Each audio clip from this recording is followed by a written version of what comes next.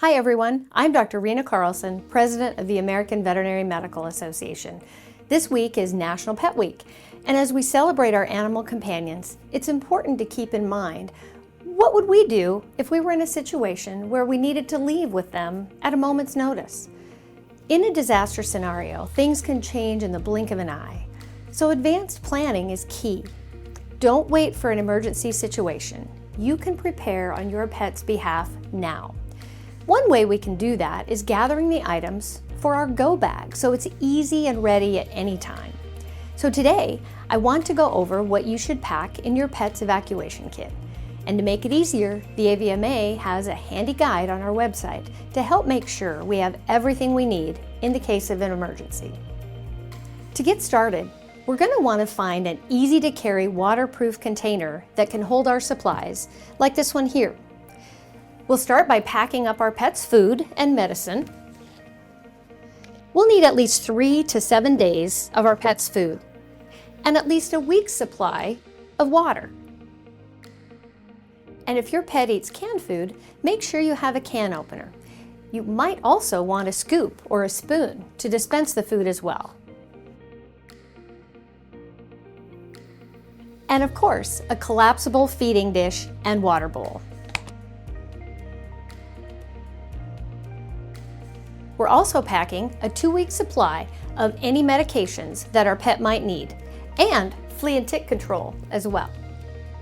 It's important to remember to keep any food, medicine, or water that you pack into your kit up to date. It's a good idea to date the supplies you pack and check your evacuation kit expiration dates at regular intervals, like every time you give your pet their heartworm preventative medication, for example. Next, we want a first aid kit, like this. Inside is antibiotic ointment, bandage tape and scissors, cotton bandage rolls, isopropyl alcohol, latex gloves, saline solution, a towel or washcloth, and tweezers. And pet antiseptic wipes are good to have on hand too, just for easy cleanup.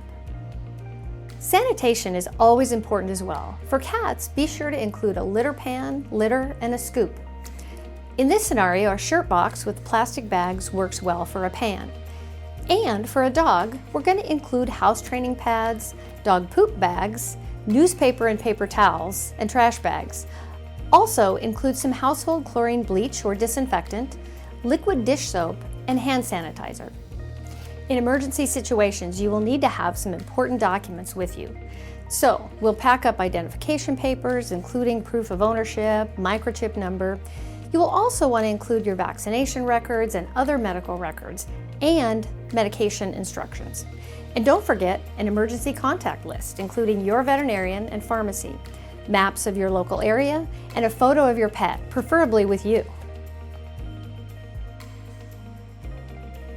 The next things we want to pack are travel supplies.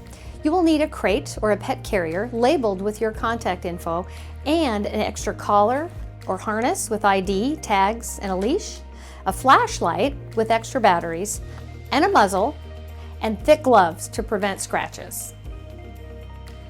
Finally, we want our pets to be comfortable during what could be a very stressful time for them. So we'll include some of their favorite toys and treats, and an extra blanket for some familiar bedding, and some tie-out stakes. Our AVMA checklist also includes an area to write down any other items you might want to add to your kit. Once you have everything packed up, make sure you store your kit somewhere close to an exit so you can easily grab it when presented with an emergency situation. And that's it. Our kit is all packed and ready for us. Our pets bring us so much joy and are such an important part of our lives, so it's important to keep their needs in mind and be prepared to take care of them in any situation. Learn more about disaster preparedness and how to create your own disaster plans at avma.org/SaveTheWholeFamily.